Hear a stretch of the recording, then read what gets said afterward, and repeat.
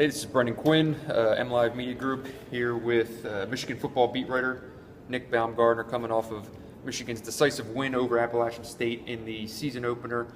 Nick, I mean, there's only so much that can actually be said about what to draw from today's win, but I'm going to start with Devin Gardner and what you saw in terms of him coming out, leading efficiently, and putting those first drives together and kind of snuffing out any thought of an upset or whatever. It's as comfortable as he's ever looked on a field at any position since he's been here, and I think that's fair to say.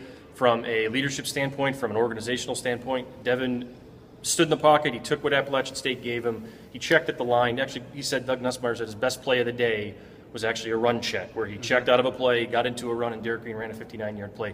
Devin at the line of scrimmage was more comfortable. He looked like a quarterback who is a senior, who's had experience, and that's good for Michigan. Last year, even at this time, he looked hurried and a little bit rushed. He was making huge plays, but he looked a little bit out of sorts. Today, he just looked like a quarterback and a leader, and that's what Michigan needs. And the offense as a whole, it just seemed like plays were coming in faster, being executed more quickly. The ball was coming out quickly out of Devin's hands.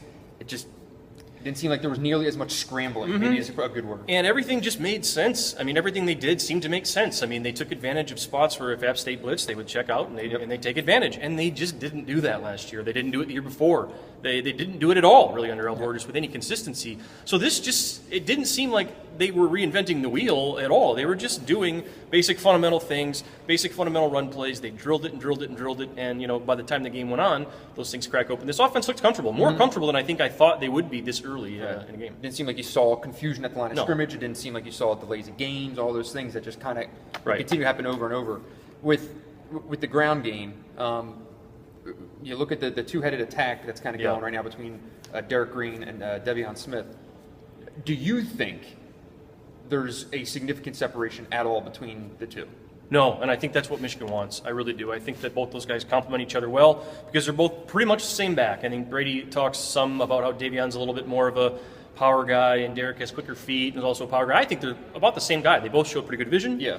Both made plays. That seemed to be the recipe of what they want. I think Derek had 15 carries. Devion Smith had 8 or 9.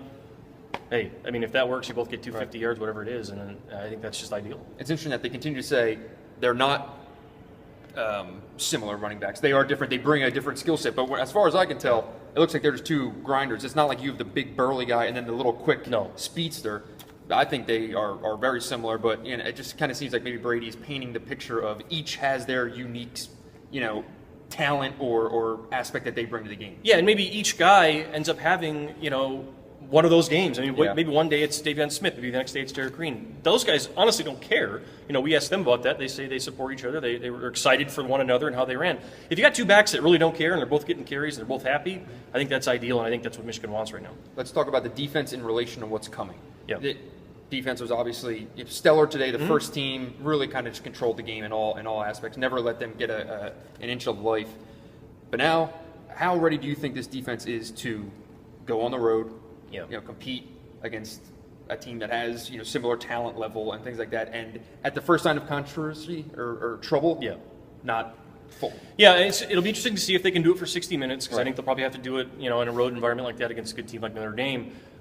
Important to note that they answered the bell today. I mean, they came out and they did not let Appalachian State breathe. They didn't even give them an inch. I mean, no big plays. There was a 20-yard run in there, and that was it. And other than that, they didn't give them a hope. And that was important. If anything else, the defense crushed any hope App State had. That game was over before it got started because the defense did its job. Now, can you do it for 4 quarters? Can you do it for 60 minutes? And can you do it on the road for an entire game if your offense isn't pounding through people like it might not be next week? So that's the important part. I still think the defense at the end of the day has to carry this team.